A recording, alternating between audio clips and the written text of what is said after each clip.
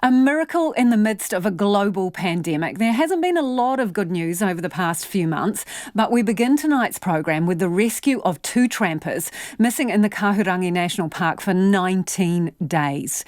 Dion Reynolds and Jessica O'Connor, both aged 23, were located this afternoon after telling rescuers they got lost in fog not long after setting off on May 9th, when the country was still in lockdown. Dion is understood to have injured his ankle and Jessica her back in a fall. A smoke signal alerted rescuers to the pair's location, where they had moved to get closer to water. Sergeant Malcolm York led the police search and rescue. Yeah, absolutely. Great result. Huge team effort. A lot of people involved. Very challenging search, but the team was excellent. We did the right things, and we found them in our search area. So, great survival story by them. They also did the right things, and that's why we've got a great result. So tell me, where were they found and how? So it's still early days. We've still got to speak to them in detail, but it's my understanding from some comments they've made to us that they ended up in a very nasty area in the side of Fraser Stream, steep and rugged country. One of our search helicopters today was flying a search pattern in that area, and they saw some smoke, is my understanding. And there's obviously been interested in that. They've flown in to have a look and seen a couple of happy-looking faces waving up at them. And how are the pair? Again, I haven't actually met up with them yet, but from all indication, they're in very good condition, considering the time they've been out in the wilderness and the lack of food. But they are at the hospital at the moment being assessed. And I do know it's early days and the detail is still coming through, but do you know if they had food at the end here? As you say, it was 19 days. So what supplies did they still have?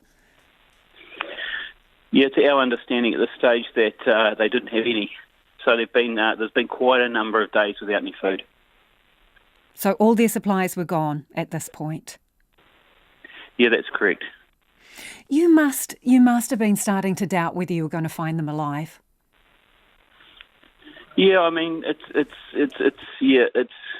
part of our process to always analyse that, and we had specialist help from New Zealand Defence Force looking at their survivability, and that's a factor for us. And as time goes on, that always wanes. But look, in this case, we had good weather, and we had fit young people, and those factors have led us to this great result. How well prepared do you think they were? Yeah, the fact that they have survived this ordeal illustrates that they did have the right equipment, because without that equipment, you would not survive it. So, we haven't been into look at all their equipment in detail yet, but I can just ascertain from the survival story that they had the right equipment to keep them alive. So were parents there waiting for them to come out of the bush? Unfortunately, they were flown straight to Nelson Hospital for obvious reasons. We're still waiting for them to be reunited with their families. Tell us a little bit more of the terrain. You say it was pretty rough, but give us a bit of perspective on that. Yeah, the terrain was pretty rough, and it's just the kind of place that you don't really go to unless you're lost or you're in trouble. Apart from maybe the odd hunter, it's approximately 10, 12 kilometres from the sea, and up very rugged backcountry leading up to the Mount Stephen range. So had these two logged their intentions? Yeah, look, that's still all part of our investigation and inquiries. It's still an ongoing operation. We've still got troops out in the field who will be spending the night out there until we can extract them. So, that'll all be part of the wrap-up of this search and rescue operation that will be looking at all those things. Because just looking at the dates, did they head in during a partial lockdown? It's my understanding they headed in on the 9th of May. So were we still in level 3 at that point, as far as you understand it? Yeah, look, to be honest, I actually can't recall now. COVID, although we're still very much fighting that battle, hasn't been the focus of my last 2 weeks. It's been the focus to find these people, and that's what I'm really happy about. So the searchers who are still in the field, what's the situation with them?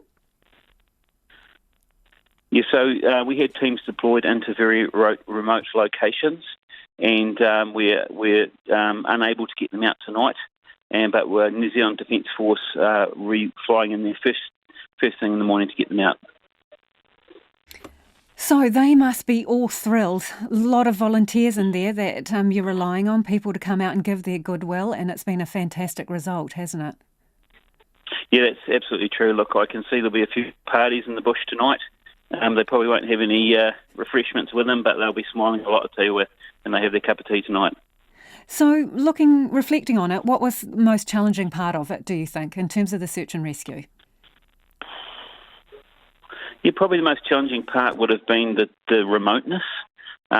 We're used to searching in rugged terrain, such as this, but yeah, it's very remote from civilization, from the modern technology that we use. So that's taken a massive effort to get a system up and running, and really got to thank Fire and Emergency New Zealand for their assistance, because without their assistance we wouldn't have got that technology put together. So have any of your rescuers been able to tell you whether the couple was chatty, what they had to say about how they survived? No, unfortunately, we haven't had a lot of time to speak to them about that. They've been on a noisy helicopter, and now they're with medical personnel. So what's the debrief process from here then? Because I imagine you'll want to get as much information as you can. Yeah, of course. When the time's right, we will interview them and ask them questions and sit down and get their side of the story. A search and rescue operation like this is a mystery for us. We've not known what's happened to them, and we've spent a huge amount of work, a lot of people working on trying to ascertain that and where they've gone, and it's fantastic for us to be able to now get their story and place it over what we were doing to try and find them. So it's just a fantastic result. What do you think the most remarkable thing is about the fact that they have managed to survive? Again, without talking to them, I don't know a lot, but they did incredibly well to look after themselves and keep themselves safe until we could find them.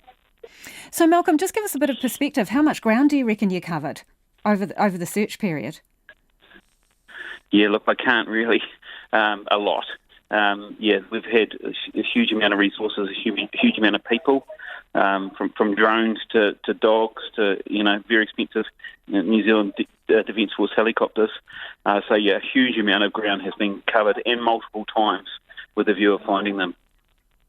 How are you going to celebrate, Malcolm? Go home and have a good night's sleep.